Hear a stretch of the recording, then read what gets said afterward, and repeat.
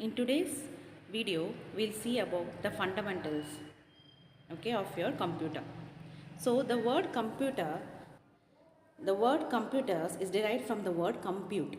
Okay, it means to compute something, and it is nothing but an electronic device which will take your input, process it, and give some output.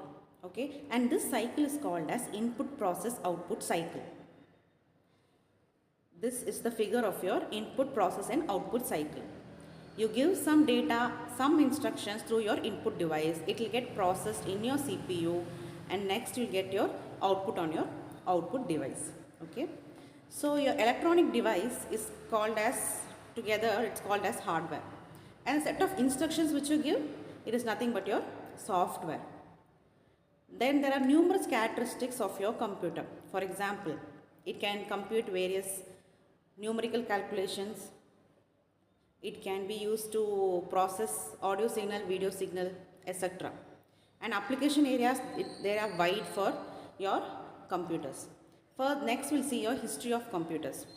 From your Babylonians, Chinese and Egyptians, from those civilizations itself, they had some methods to calculate your taxes and to take the survey of land. Okay, but the first group of people to invent a machine to invent some physical device for numerical calculation were your Chinese. They invented your abacus.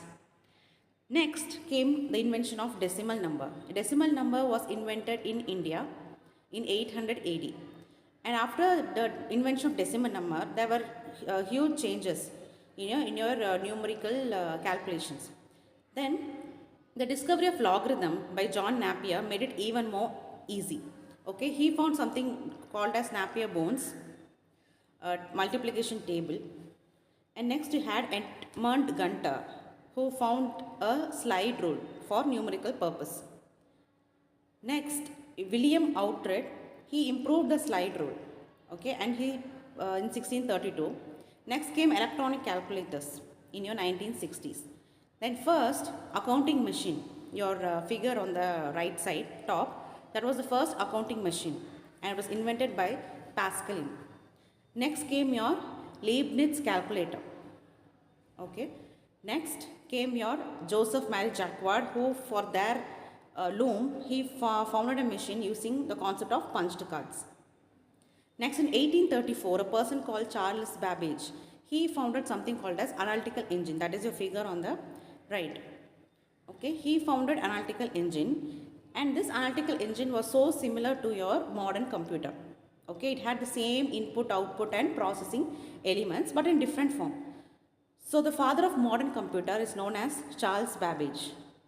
Even though he invented this, there was a programmer known as Lady Ada Lovelace. She contributed more to this analytical engine. So the first computer programmer, we give the title to her, Lady Ada Lovelace. Okay. Next came your ENIAC systems, that is electronic numerical integrator and calculator, which was used using your vacuum tubes. After that, the stored program concept was taught by John Van Neumann.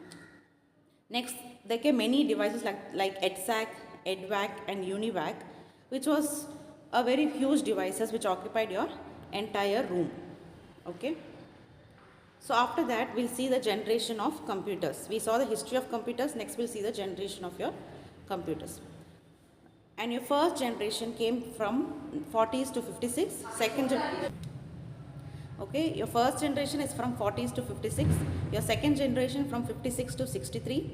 Third generation from 64 to 71. Fourth generation from your 71s, and your fifth generation is from your 80s. Your first generation computers consist of vacuum tubes. Okay, your entire circuitry was inside a vacuum tube, and they used a magnetic drum for memory purpose. And glass, they used filaments to generate electrons, and it's also used to amplify electronic signals. Okay, and that time this was the fastest computer. Okay, and it occupied an entire room. It consumed more electricity and it generated more heat. So it was always inside an AC room. Okay. Example of this is ENIAC, EDVAC and UNIVAC.